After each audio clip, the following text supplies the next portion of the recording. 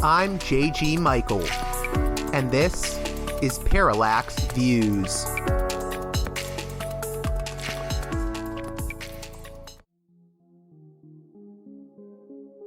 Hey there, Parallax Views listeners. Before we get to this edition of the show, I just want to promote Wall Street Window, a website maintained by Mike Swanson that provides valuable insights on both financial markets and geopolitics. It's been around since 2003, and its slogan is "Be in the Know," and I highly recommend it as daily reading. So go on over to wallstreetwindow.com and keep yourself informed. This edition of Parallax Views is brought to you by the $10 and above tier supporters of Parallax Views on Patreon. So, with that in mind, producers credit shoutouts to Gunnar, Mark, Alexander, Catherine, Tilo, Emilia, Jeff, John, Bert, Brian, Elliot, Michael, Brace, Nick, Mersham, Galen, Arlen, Bo, Christopher, Michael, Gigadelic Media, Chance, Chase, Dan, David H. Y. Kellerman, Saaded 13, Kathleen, David, Ava, Bob, The West Bank Robbery Podcast, Jamie, Enoch, Gary, Max, Ishtofer, James, Martin, Matthew Ho, Brian, Nobody, Thomas, and Dano. And now on to the show. Hey there, Parallax Views listeners. On this edition of the program, we're going to be speaking with Sean Tomilson, author of the Responsible Statecraft piece entitled "What the French Evisceration of Algeria Has to Do with Gaza Today."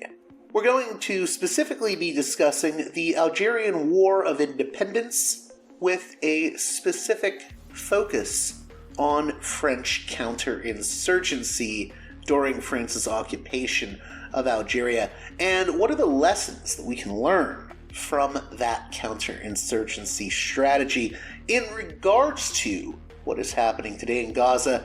This conversation was recorded at the end of March, before the events of April 13th and the Iranian attack that occurred this past week. I hope you find the conversation insightful. And with that being said, let's get right to it with Sean Tomilson.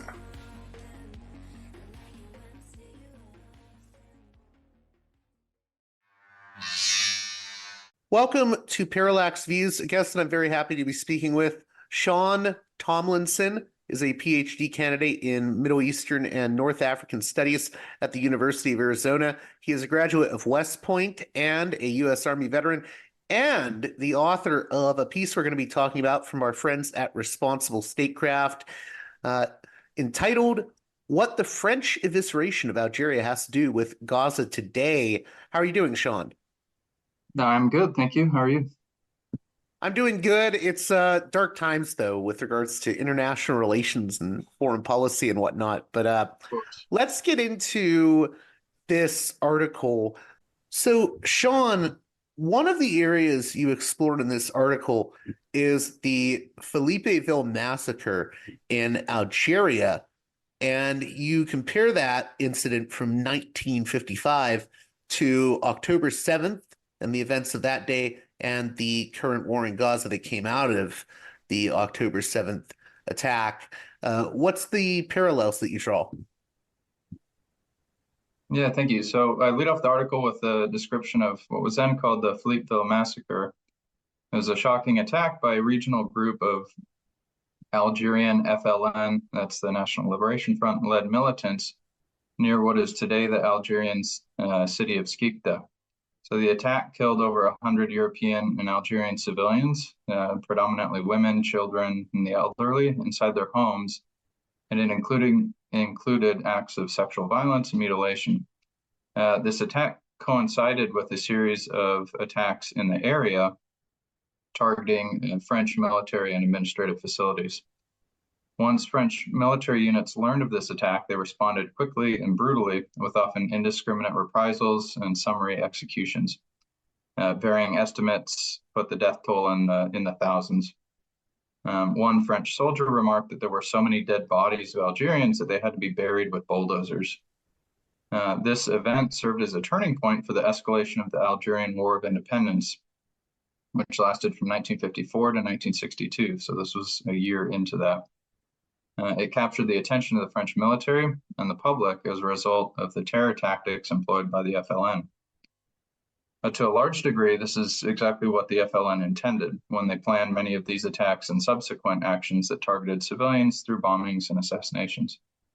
They knew from previous French indiscriminate reprisals against civilians that the French military would brutalize civilians who were largely unaffiliated with the FLN, but who, after suffering French bombings, home destructions, detention, destruction of crops, torture, forced displacement, and other attacks, would eventually join or support the FLN-led independence struggle. So while there are major differences between Algeria and Israel-Palestine, I believe this episode serves as a cautionary warning for the Israeli military's response to Hamas's October 7 attacks. So the French military's assessment that the FLN's attacks at Philippeville were a military problem that could be solved by a military solution missed the larger context of the political struggle for Algerian independence that had erupted through military resistance intermittently since the 1830s. Similarly, the Israeli government's pursuit of an overwhelmingly brutal military victory against Hamas, with devastating civilian casualties, now over 30,000, ignores the wider context of the Palestinian struggle for self-determination and political rights, within which Hamas has seized leadership. So accordingly, like the French in Algeria, overwhelming and disproportionate military force will only protract this conflict because it will create new enemies and it will destroy options for alternative resolutions by emboldening hardliners and eliminating off-ramps and possible alternative resolutions. For background, maybe you could talk a little bit about France and Algeria. Sure. Yeah, the history of the French and Algeria is fascinating, tragic, and there's very devastating, of course, but there's a lot of relevant points that have been drawn on by historians over the last 20 odd years. So it's sort of come back in vogue a few times that I've seen, especially as the U.S. Army has conducted operations in Iraq and Afghanistan. People have tried applying various lessons or what the lessons that they choose to learn of the French experience in Algeria. And so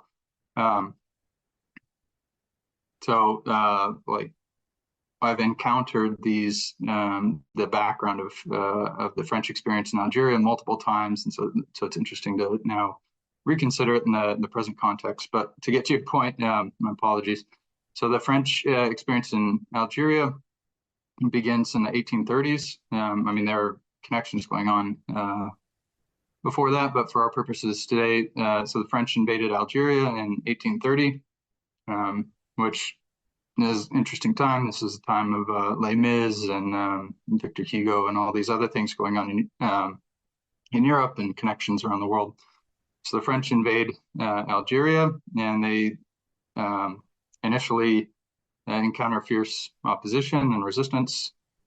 They, over the course of multiple decades, they use the term pacification of Algeria, of mostly the big cities on the coastline. There's a major resistance movement, multiple fights, and over the course of several decades, they take control of much of Algeria. It's a brutal series of campaigns, and historians have looked at these campaigns, and I mean the tactics that they use to try and deprive rebel groups of their livelihoods using this technique called the razzia.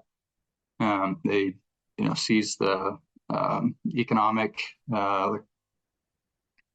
base of rural society and confiscate livestock. They devastate the local economy to try and break the back of the opposition. So over the course of multiple decades and a lot of fighting, eventually they expand their control in Algeria. They begin settling Algeria with colonists from really all over the Mediterranean, but they impose like French control over it and a French administration. So this gradually expands, and I'm probably taking way too much time, but I want sort of the takeaway. No. I think that's good. I think people need the background. I mean, and as they're doing this, they don't really address the issues that Algerians, may have with all of this, so that becomes an issue. And really, issues related to like autonomy, peaceful demands for independence, these are sort of ignored by the French, and the French sort of fixate on, oh, well, the FLN uses terror tactics, and they don't really address the legit political grievances. Well, what's interesting is there's that happened, like that mischaracterization happened, in the 19th century as well, and so you get this curious appreciation by some people who are on the ground from the French who say, like, these punitive expeditions that we're doing, many of which were incredibly brutal, and they were reporting these actions. They're saying, this only encourages further resistance, but for a variety of reasons, they keep perpetuating these actions. And through these new laws and attempts at administration, they confiscate the best land. They emplace people who are friendly to their rule, using divide and rule type of tactics. And so, to your point, exactly, they're creating all of these grievances amongst the population, and so over time, members of the population are asking and demanding, hey, we want a part of this, political representation. We need reforms. We need services, things like that, and those are not given. So there's incremental reforms, but then a lot of the times the colonists end up pursuing their interests over the interests of the wider population, who are very understandably resentful. Yeah, and I think there's a lot of parallels to be made with the current situation. Well, not just current, but the longer history of Israel-Palestine, because as you note, the French sort of look at the Algerian resistors and say, oh, they're terrorists, or they'll say, oh, this revolt is part of the larger march of communism, and they're really ignoring the grievances. And I think you could make the argument very easily that Israel hasn't really listened to the grievances that not just Gazans, but Palestinians more generally have. And there is that, I think that's an important point to make, because if you don't understand why a population is resisting you, I mean, there could be no like diplomatic solution. There could be no peace. Yeah. Do you want to comment on that? Yeah. Well, I mean, yeah, seeing things as military problems, and so when there's really this broader context. I mean, that was sort of my one of my main points that I wanted to get across in the article is, and the French, some of the French observers, who the ones who ended up sort of not getting their say, they saw through the bigger and saw the bigger picture, and they said, as long as we pursue these brutal military solutions, as long as we're here in Algeria pursuing these operations, we will continue to encounter resistance, even if. And so there were observers in the 1900 or the 19th century who were saying this. They said, we'll keep fighting. Another group is going to come up, another group is going to come up until we actually address some of those grievances. Where it becomes like an endless cycle in that way. Exactly, yeah.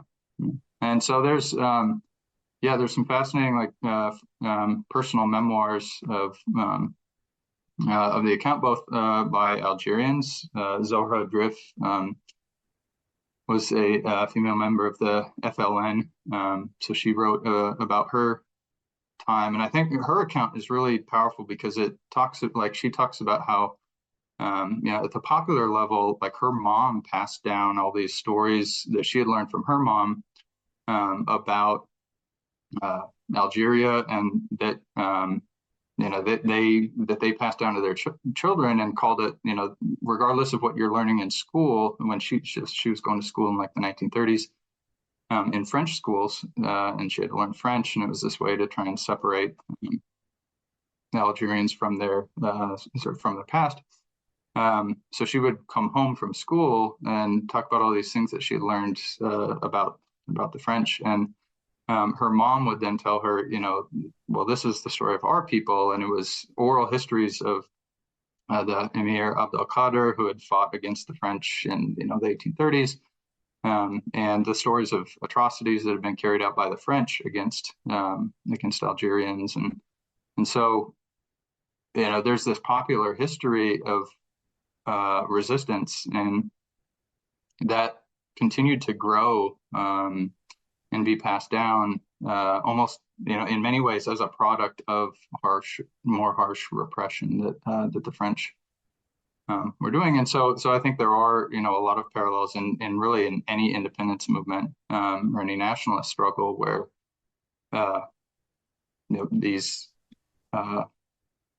the harsh repressive tactics are just engendering even greater and solidifying this sense of community, sense of nationalist struggle, and people's participation in that. And so I talk about that in the article because I think there was this, I came across this really fascinating passage where the population in Algeria and a lot of the rural areas had been displaced. There are some parallels. There's some significant differences with with the displacement going on in Gaza right now. But in Algeria, they were displaced and then forced into these resettlement camps, and that has a history to it as well. But these camps where people died of disease, malnutrition, exposure, and all of these things, that, like, the observers and the people who went and saw the camps and then saw the effects of it,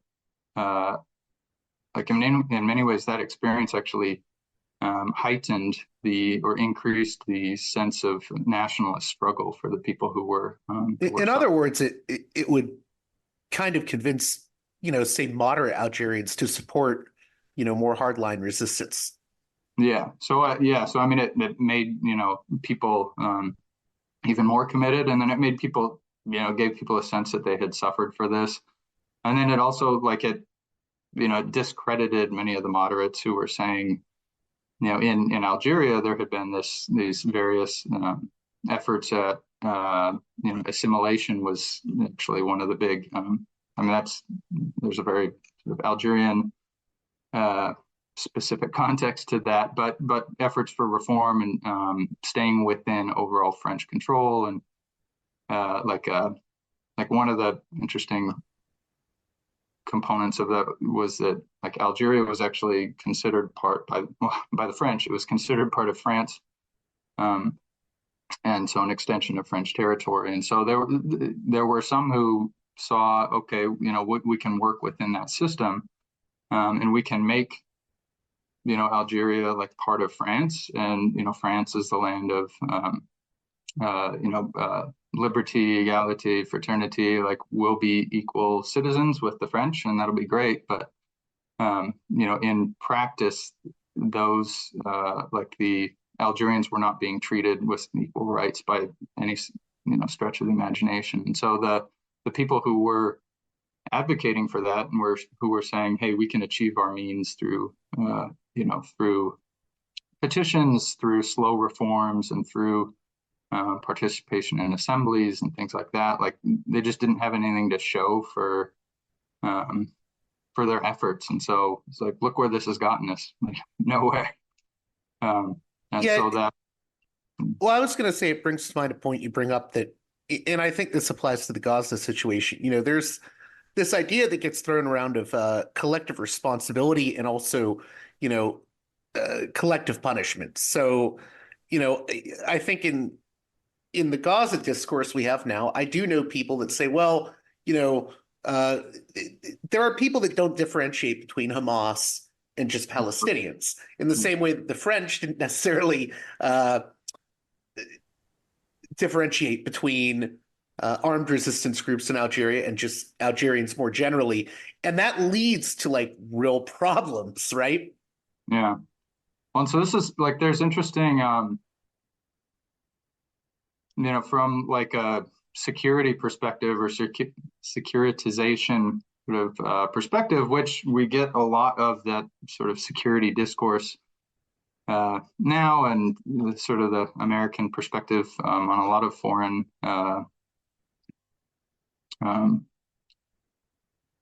crises, foreign different things around the world, like applying that and seeing, okay, well, the population, seeing it only from a security perspective. So, okay, the population must be this insurgency is relying on the population for support, and so therefore, like, we need to do whatever we can to separate the insurgents from the population. So if that means displacing the population, if it means detaining a ton of people, if it means cutting off, so going to collective punishment, cutting off electricity, cutting off water, cutting off fuel, cutting off humanitarian assistance, things like that. Under the reasoning or the logic of military necessity, that then creates conditions where the military, like the military imperative or the military goals really take center stage, and you lose that appreciation for the broader political sort of environment, or the broader political considerations, where if this only becomes a military problem, like one of the French officers said, like, it's using a sledgehammer to kill fleas. Like, you might be solving this military problem militarily, like in the Battle of Algiers. It becomes this not just cycle, but there's an increasing sense of using whatever means is necessary in order to achieve that military solution. And so, not respecting disproportion, or the laws of proportionality, distinction, and other aspects of the laws of armed conflict and things like that. And so, so I think I'm getting into a bit of going on a bit of a rabbit trail here. No. I get what you're saying. I think you're moving towards the idea that, when you become narrowly focused only on having a military solution, that military solution then becomes, well, the only way that we can deal with the problem is total victory. And the thing is, I mean, total victory is achieved through very brutal means. And oftentimes it's not actually, I think it's not achievable necessarily. I mean, I think there's a lot of consideration now being given to the idea that, the aims that Netanyahu's regime in Israel has with regards to Gaza are not feasible. So I think you're getting at how this idea of, well, there has to be a military solution rather than any other solution, it becomes a foolhardy pursuit in a lot of ways. Right. And what's, one of the dangers of it is it gathers its own momentum. And so, like, you get these sunken costs where, we've invested so much into this in terms of lives, in terms of resources, all those other things, like, we need to see this through because we've already sacrificed so much, or but that's a very different logic than why you start this campaign, or what you're seeking. If what you're actually seeking is long-term stability and preventing something like this from happening in the future, like this is only creating more long-term problems, because for every child who has been blown up or killed or starved to death, or or Israeli soldier who's died during these operations, like for all of this death and destruction, like they're creating more grievances and more victims, and as we have seen in previous conflicts and previous wars in relation to Israel-Palestine, like with Israel's invasion and occupation of southern Lebanon, like it's in the aftermath of that Hezbollah and Hamas emerge, and prior to that, and the emergence of Fatah in the 1950s.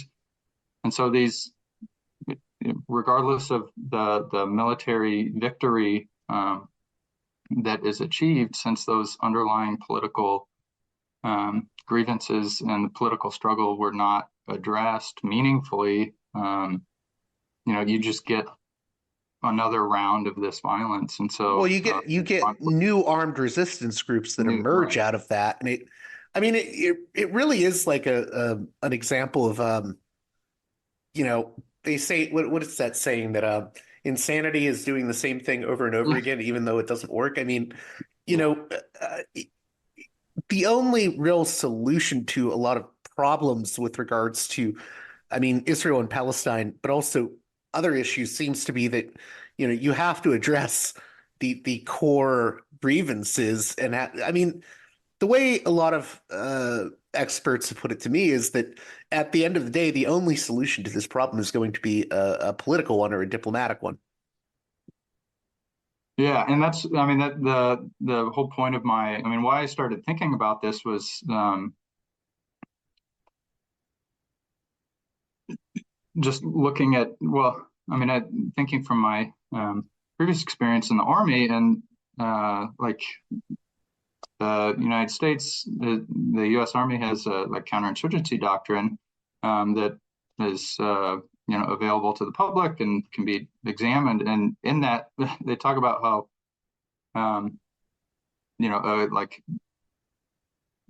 proper counterinsurgency strategies, which this was the stuff that I learned about when I was in the Army. You need to, those are only part of, or they support this larger political process. And if there isn't a adequate political process, then all of the counterinsurgency in the world isn't going to achieve its ends. And so I started thinking about that, and they talked about Algeria, the French in Algeria, actually as a case study, and the lessons that can be learned from that. But there are a lot of other cases too that I know people have talked about.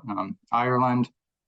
Ireland's an interesting case study where there's a revolt in the 1920s, actually starting earlier than that, but during World War I, which is fascinating to think about the broader context there. But and so when people feel that they have met, or some of their underlying grievances have been addressed, like the Irish receiving or achieving independence, partially it wasn't the full independence in terms of all of Ireland, because there's the separate treatment of Northern Ireland. But when people felt that their underlying political grievances had been addressed and they had been involved in that process, like that allowed for gradual resolution of that conflict. And it didn't happen overnight. And there was violence again in the 1970s and 80s, but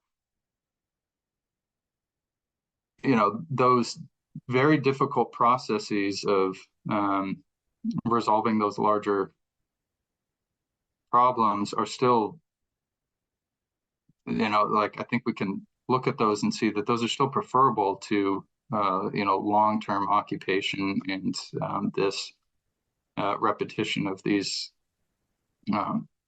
various examples of continued conflict. And it's interesting because thinking back to your comment about doing the same thing over and over again, like it reminds me of the what some analysts had called the mowing the grass strategy that the Israeli military had basically adopted in attacking into Gaza after every few years to degrade Hamas's and its allies' military capabilities. But again, it's like those are short, military solutions that don't provide any sort of long-term stability or address those larger. With regards to Gaza, is there anything else you want to say about Gaza in particular? Because we've talked about the French experience in Algeria. What can we say about Gaza, and maybe what's your take on how we think about Gaza, how we think about Hamas? I know you have a few comments about that in the article. Maybe what do you think we focus on too much, and what do you think we focus on too little when it comes to Western attention on Gaza? Yeah, sure. So thank you. That's a great question. I think this, misunderstanding of the Palestinians in general and the, sort of political complexity of Palestinian politics, the myriad of political factions, Hamas in general. And, when I say misunderstanding, I'm not saying like, misunderstanding, these are, nice guys can't think. Like, my point is not understanding that, there are a number of factions that have a variety of goals and they're all competing. And so there are these struggles within Hamas and the larger Palestinian political community. And there's factions both within Hamas, and then there's also factions within the Palestinians in general. So Hamas is just one faction. Yeah, right. Yeah, and so all of these others, and so.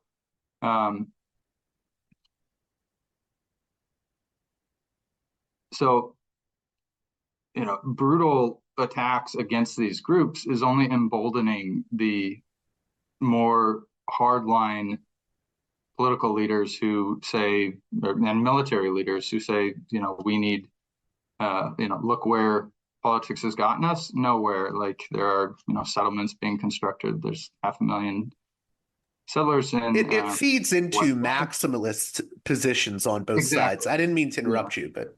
No, thanks. That's a nice, succinct way of getting to the point. And so the maximalists end up, being the only ones who, the ones who basically have taken control and who are seen with the most legitimacy. And so, I think there are some lessons here where in Algeria with the FLN, the maximalists ended up winning out because there had been all these efforts at addressing those causes by people who weren't the maximalists, but for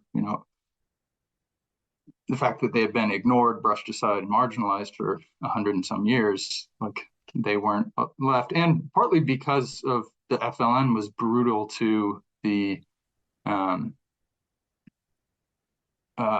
in its own consolidation of control. And so Hamas has its efforts to consolidate control and eliminate any sort of competition and other potential sources of authority. And so, there have been struggles within Hamas between like the political wings and the military wings, elements that are outside of the country, elements that are in Gaza. And so you have, I list a couple of episodes where in the mid 2000s and then more recently, 5-10 years ago, there were efforts by elements of the political wing of Hamas to where they were hinting at or directly saying that they were willing to work within the parameters of the two-state solution.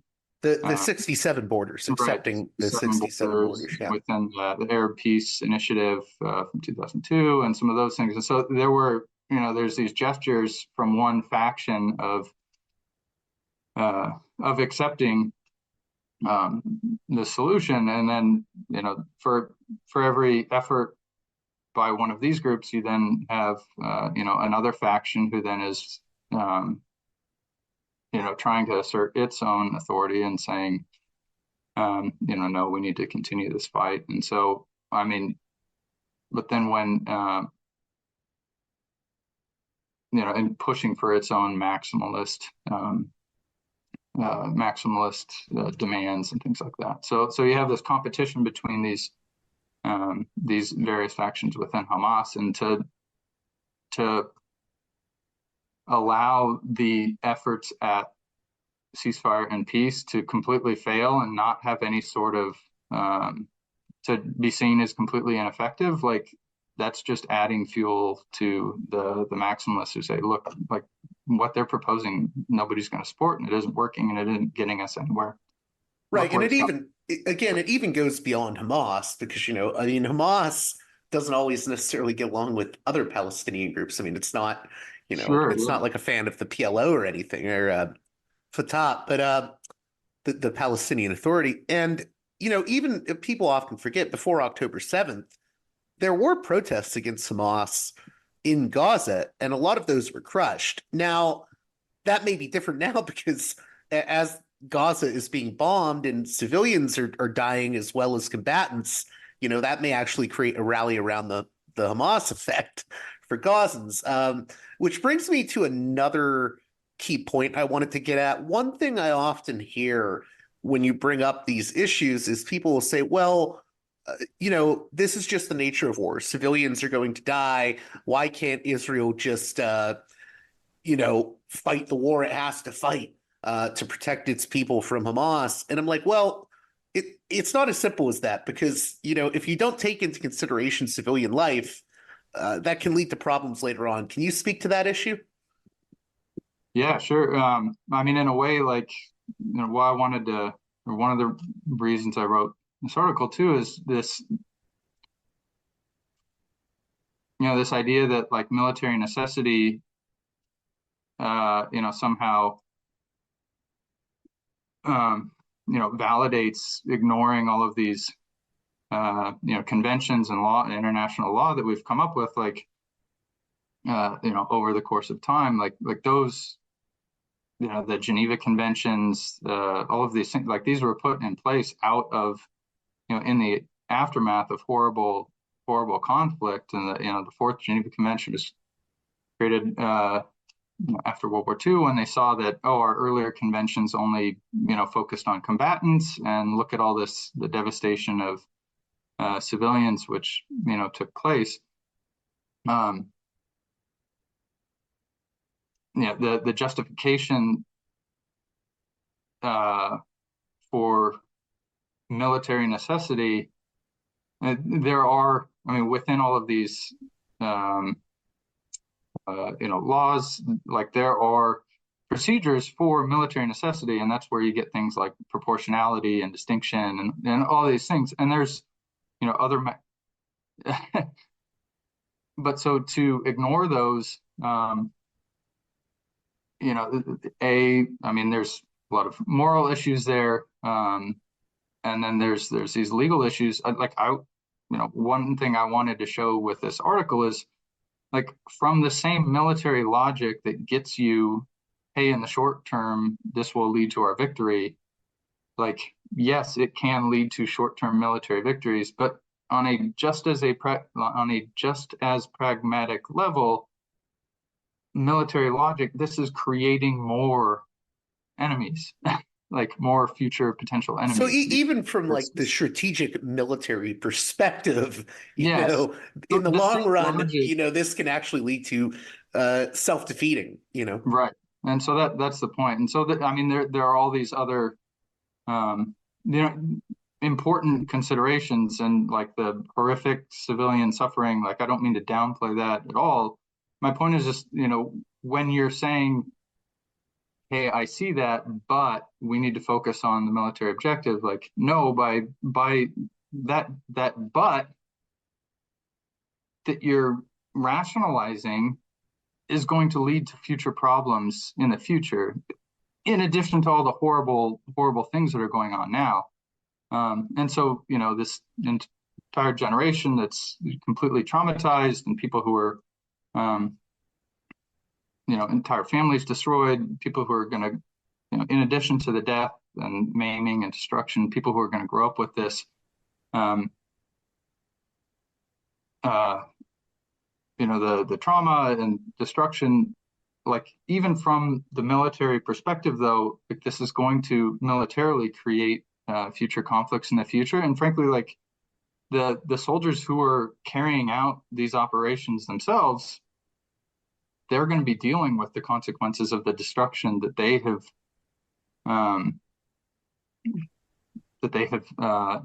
done in the course of their operations. And so, those like, the idea that people need to just support the troops. I mean, like, people talked about that in the U.S. Military interventions in Iraq and Afghanistan. And I can tell you, American soldiers are living with the consequences of, the operations that they conducted, and, the death and destruction that, are a part of those wars. And so, from the military's perspective itself, like, in addition to everything else, like there's a very real military reason why this should needs to change direction immediately.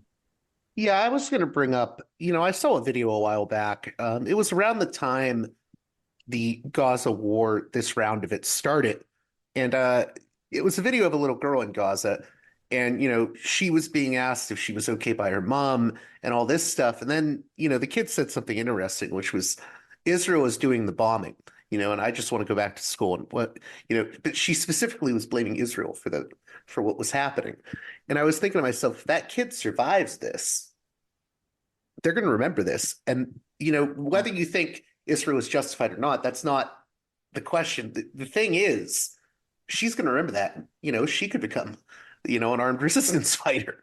And I don't think people consider that. That I think there are some people that assume that just full brutal military force is enough to solve all these problems. And I think that A, that's wrong, and B, it actually plays into the hands of armed groups and whatnot. I mean, I've talked to terrorism experts about this, like Robert Pape, who has said to me that there's sort of a bait and bleed strategy that terrorists have where, they sort of want their enemies to give the most brutal response because that creates more recruits for the terrorist group or the resistance group or the armed group. Yeah. Yeah. And I, just from like leaning back into some of my own experience, which there are a lot of differences, obviously. But I mean, in Afghanistan, you don't have to,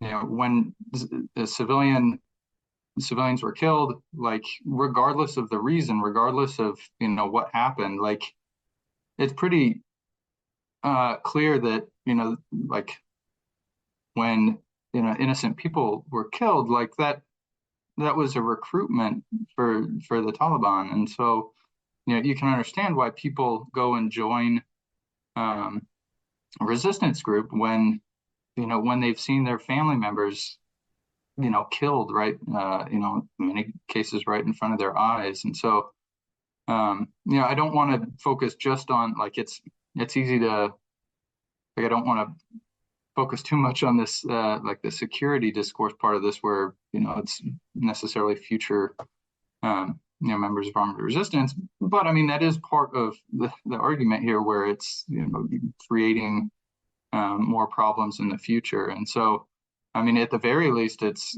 somebody who is probably a lot less likely to, work with that, those, like we were talking, that sort of middle where there's, or somebody who's more willing to support the hardline positions, at least. Right.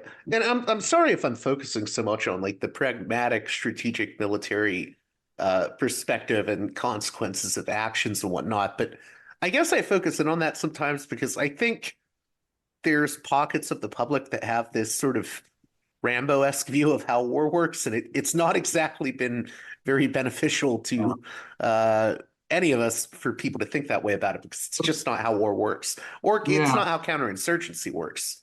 But I mean, you bring up a really important, and I'm glad you're actually talking about this, because I meant to mention this earlier, but got on sort of a different track. And so, I mean, I think like it's very important to note that, I mean, the historical interpretation of these, conclusions or these arguments that I'm making, are contested. And so, I mean, there are a lot of people who think, if the U.S. had only been more brutal in Afghanistan, like we would have won the war in Afghanistan, or if the U.S. had been more brutal, had taken the gloves off, is sort of the, one of the terms I've heard, in Iraq or in Vietnam, like, oh, if only, we'd bombed even more. And so the same thing existed in Algeria, where you have with the French. And so you have these contending interpretations by soldiers, and many of the soldiers saw like, hey, what we're doing is very counterproductive. We need to take a much more, a very different approach. But then you had, aspects of the French public who, some of them had, a different understanding because they weren't in Algeria seeing what was going on. But there were also elements within the French army who said, no, the problem is we haven't been hard enough. And so there's this struggle between, even more violence to, okay, let's identify some of these underlying causes here. And so, so I think to your point where you say, some people are the Rambo-esque approach, like, I think there's something to that. And I think, taking like my point about like the lessons of counterinsurgency or whatever, like, I mean, that's not, like, those points are not universally appreciated. And so, like, and a lot of the critiques, of them, are very powerful and unfortunately very politically powerful. And I think a lot of those, in some ways, those become then a maximalist position for, for policymakers. And so, right. Even more and more and more force, which ultimately, I mean, my point in the article, which I've framed through this sort of security discourse, and so it's not just the questions you're asking, but so the way I framed it, ultimately that is self-defeating. And so we can see, looking at these different historical episodes, that it is. And so in cases where, militaries have suppressed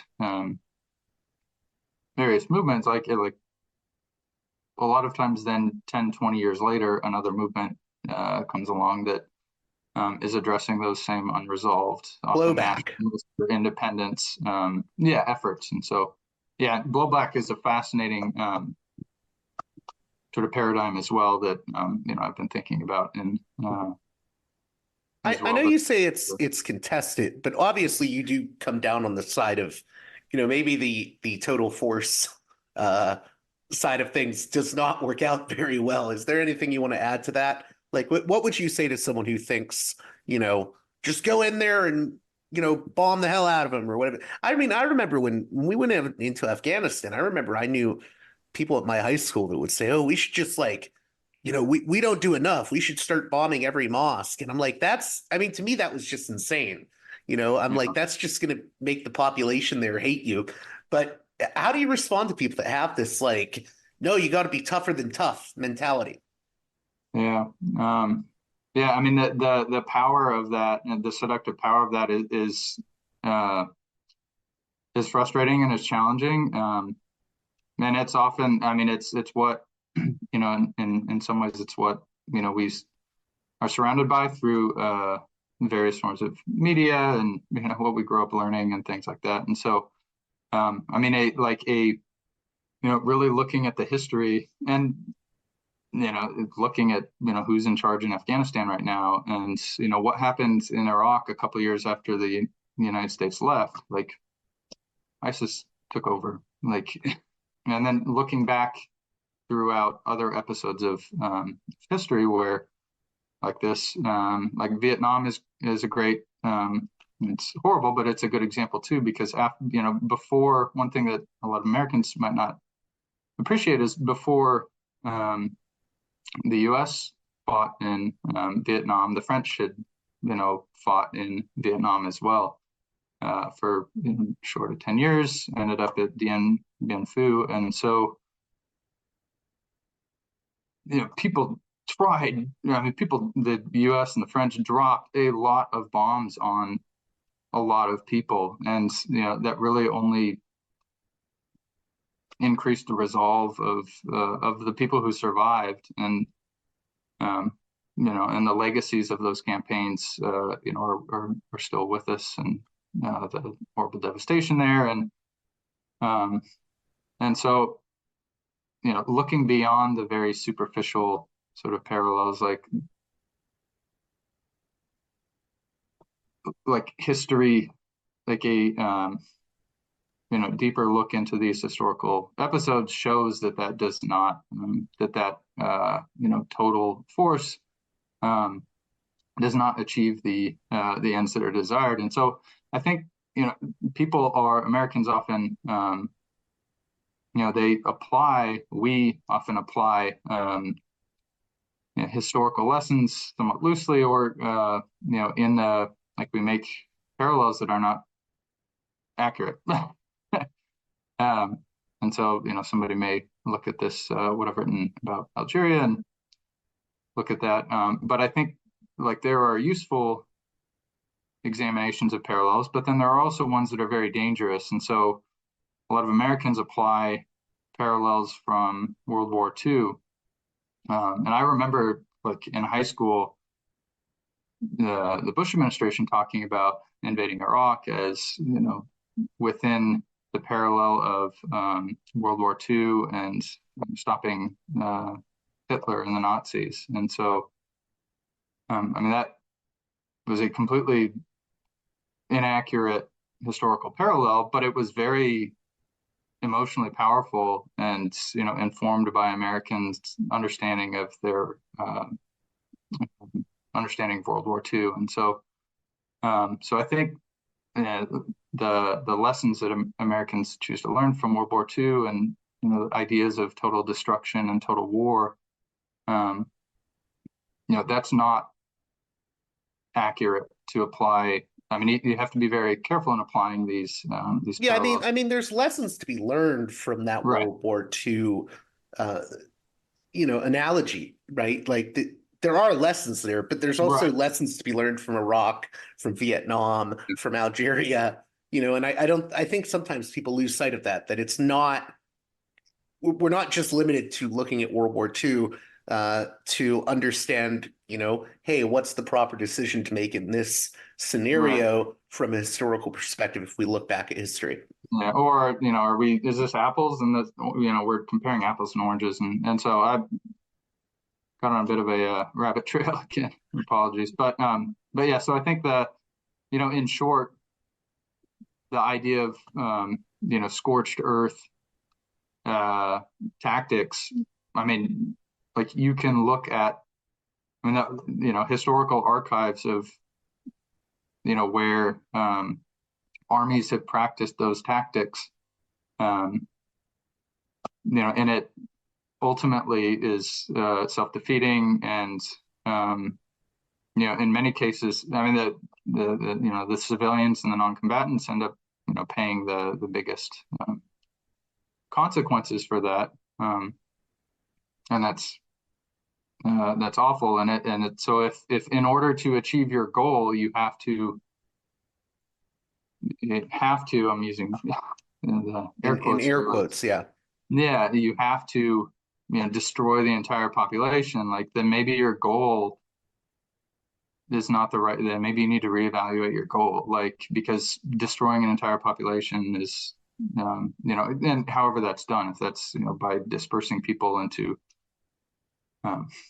other countries, and then under the understanding that they would eventually be assimilated into other other populations, and if that is what is needed to accomplish a goal, like, then that goal is terrible. Like, right. Right. So needed in quotes, as you point out. Yeah. No, I get what you mean. Like, is this really should this be our goal if this is what it requires? Yeah. So the idea, I heard one of your previous discussions where the securitization and sort of the future of preventing something from ever happening, like, that begins a very slippery slope then of where everybody is a potential, and the society itself becomes the enemy and the problem, and then you're talking about the destruction of a society. So, what do you mean everyone becomes a potential? Well, I mean, by like a potential threat, a potential next. Yeah, potential future threat. And so this security discourse is very dangerous, and it leads to treating the population as the enemy, and when that happens, you're going to get the last thing I wanted to touch upon was you ended the article with this line, and I'll read it out loud. Americans must learn from these lessons by understanding the full context of the current war in Gaza and recognize the ultimately self-defeating impact of Israel's pursuit of an overwhelmingly brutal military, quote-unquote, total victory facilitated by unconditional U.S. support. Now, it's funny because I was reading a War on the Rocks piece earlier today that was saying, Israel's goals need to be reassessed. These goals are not achievable, and in fact, they're counterproductive, et cetera, et cetera. That article was saying that Israel needs to learn from the lessons of 9/11 and the war on terror and the mistakes the U.S. made. You're saying that Americans need to learn these lessons in relation to Gaza. So why do you say of America? I mean, I'm assuming you would say this also applies to Israel, that Israel should learn these lessons as well. But why do you want to point that out to Americans when it comes to Gaza? Well, because I think many Americans don't recognize the role that the United States plays in the support for Israeli military operations, and that takes a variety of forms: diplomatic support at the United Nations, and simple military support in terms of whether that's munitions, intelligence sharing, all sorts of other things. So there's and then I would argue then that in addition to that, and the diplomatic support, it's not just the UN, it's the way the US has shaped discussion of political solutions, or has used its energy. The U.S. government has used its energy to like support Mahmoud Abbas and things like that, which, like, the vast majority of Palestinians do not support Mahmoud Abbas. And so the diplomatic solutions that the United States plays a very powerful role in sort of what is possible. Like, the U.S. government predetermines that to a large extent, and amplifies and chooses which elements of the Palestinian political scene get a voice at the table, or even whether they even get to sit at the table, or whether the table is U.S. representatives, Israeli representatives, and Arab states with no Palestinian representation. And so that has been while still pushing a narrative of being this impartial moderator or It's really not necessarily giving Palestinians a choice in determining their future. It's kind of us saying, well, this is who we want to put in place, you know. Right. Yeah. And so yeah, so I mean, my point is just the United States government plays like a very powerful role in both the enabling continued military operations, and then and so you can look at the UN votes for ceasefire going back several months. The U.S. vetoing them as they consistently came up. So that, and then providing ammunition, weapons, things like that, has also enabled the conflict to continue. And whether or not to apply any pressure in terms of allowing humanitarian assistance, beyond just sort of the smallest of efforts that are not really large enough to make a meaningful difference. So the U.S. plays a major role in this, and I think that that enables what's going on, and so I think Americans need to be aware of that, and aware that our perspectives on this is vastly different than how people in the region see U.S. foreign policy. And well, not to interrupt you, but I don't think it's just limited to the region. So what I wanted to mention this before we close out. I mean, one thing that concerns me, and it actually came up in an interview that, of all people, Donald Trump did with an Israeli publication the other day, where he said, you have to be very careful. You're going to be losing support from a lot of the world. You're starting to, maybe go too far, is what he said in this interview. And I'm not a big Trump fan, but I think that's a point worthy of consideration, because a lot of the rest of the world, which I think had a lot of goodwill towards Israel immediately after October 7th, is looking at what's happening in Gaza and saying, okay, this is going too far now. Look at all these deaths that are happening, especially of these civilians.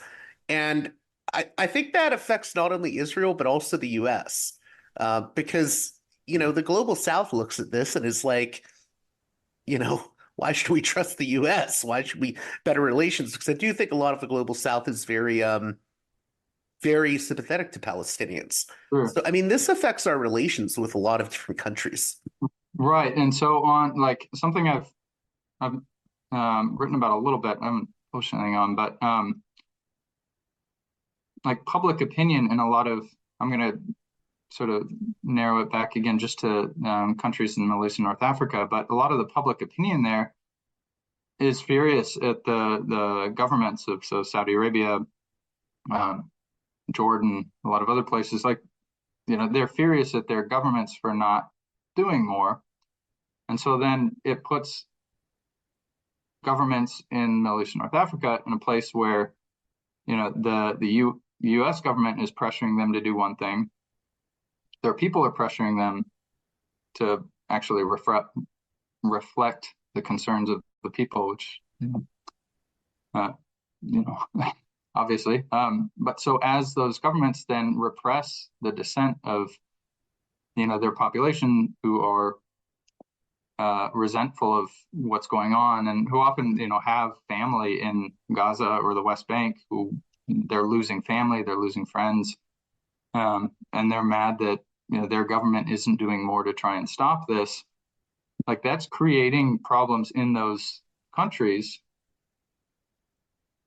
and so the governments in those countries then many times decide to become more repressive and repress that dissent. So that's creating future blowback in those countries as well. Because the U.S. government is then pressuring those governments to keep, this popular, mobilization and agitation under control, so that they continue to support U.S. policies. And so, sometimes that means, hey, here's, a bunch of F-35s, so, to buy your support, so that you now support U.S. policies. But the population then is outraged, and so I mean it's increasing support all over, or it's increasing resentment against governments all over the region. And so I mean we saw population. Right, it's the whole issue of the Arab Street versus the leadership. Yeah, for sure. And so you have the Arab Spring uprisings from 13 years ago, 12, 13 years ago, and so. Like this is creating, you're absolutely right. The consequences of this are not going to be felt just in Gaza and Israel and West Bank, and they're going to be felt across the region. And then to your point as well, they're going to be felt around the world. Well, hey, Sean, I want to thank you for coming on Parallax Views. Anything else you want to say in closing that I didn't get to, or what do you hope my listeners get out of this conversation? Well, first, thanks for having me on. I appreciate this opportunity to talk about this. The main thing I want people to get from this is, that studying military history shows us that brutal forms of counterinsurgency and the pursuit of military solutions ultimately is self-defeating, and that in any of these conflicts, where there are major political grievances, Palestinian. So in the case of the current Gaza war, Palestinians struggle for self-determination, for whether that's a two-state solution, one-state solution. There's been a number of different options discussed by people. But so the ultimate struggle for Palestinian statehood, Palestinian sovereignty, respect for human rights. Those struggles that are, decades long, century long, the current war is just a small, it's awful and it's, a major event, but that's one chapter in it. And so until the broader political grievances are addressed, previous iterations of conflict show that this will continue in the future. And so there is no military solution. If Hamas is militarily defeated, another group will emerge eventually to challenge the status quo and the occupation in the future, and whatever comes out of the current conflict. So unless the political goals, the political grievances are addressed.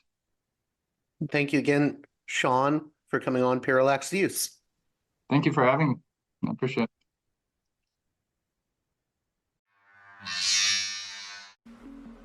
Well, that does it for this edition of Parallax Views. I hope you enjoyed the conversation and that you'll consider supporting me on Patreon at patreon.com/Parallax Views. One more time, that's patreon.com/Parallax Views. It is you, the listener, who makes this show possible. And with that being said, until next time, you've been listening to Parallax Views with Parallax Views to Parallax Views with Parallax Views. The way out is not simply to say, don't do it, just to prohibit. If nothing else, if we don't do it, others will be doing it like crazy. So, we have to confront the problem. But no, basically, I know of the great anxieties, problems, new forms of control, but it's also new forms of freedom. This is why I always emphasize that internet and all this new digital stuff, it's a very ambiguous phenomenon, but it's the field of struggle. New forms of enslavement, but at the same time, new incredible forms of freedom. We have to accept the fight with no nostalgia for old, allegedly more authentic communities or whatever. I'm not afraid. I'm not afraid. I'm not afraid. I'm not afraid